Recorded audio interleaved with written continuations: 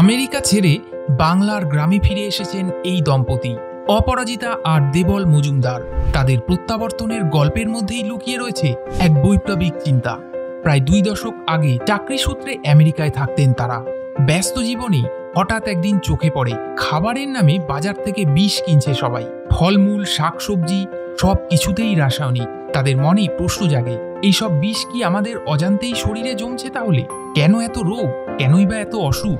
উত্তর খুঁজতে খুঁজতেই বেরিয়ে আসে চাঞ্চল্যকর সত্য। চাষিরা কখনোই কেমিক্যাল চাননি। দ্বিতীয় বিশ্বযুদ্ধের পর দেউলিয়া কেমিক্যাল কোম্পানিগুলো এইসব বিষকে সার নাম দিয়ে বাজারে ছাড়ে, আর আমরা চোখ বুজেই সেই বিষ খেতে শিখে যাই। কিন্তু অপরাজিতা আর দেবল এই বিষকে তাদের জীবনে স্থান দিতে চাননি।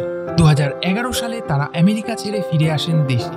প্রথমে মানুষকে সচেতন করতে থাকেন, তারপর শান্তিনিকেতনের কাছে এক টুকরো জমি কিনে গড়ে তোলেন তাদের স্বপ্নের খামার স্মেল অব দ্য আর্থ।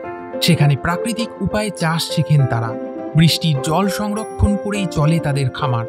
আজ তাদের 2 একর জমিতে চাষ হচ্ছে চাল, ডাল, শাক, সবজি, ফল মূল ইত্যাদি। পুকুরে রয়েছে মাছ। বাড়ির বর্জ্য থেকেই তৈরি হচ্ছে জৈব সার, আর উদ্বৃত্ত বিক্রি হচ্ছে লোকাল মার্কেটে।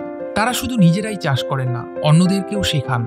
সম্প্রতি খামারের মধ্যেই তারা খুলেছেন ছোট্ট দোকান ডাকাই, যেখান থেকে কেনা যাবে অর্গানিক জিনিস। তাদের এই ভিন্ন জীবনযাত্রা সম্বন্ধে আরও জানতে চাইলে তাদের ফেসবুক পেজটি দেখতে পারেন।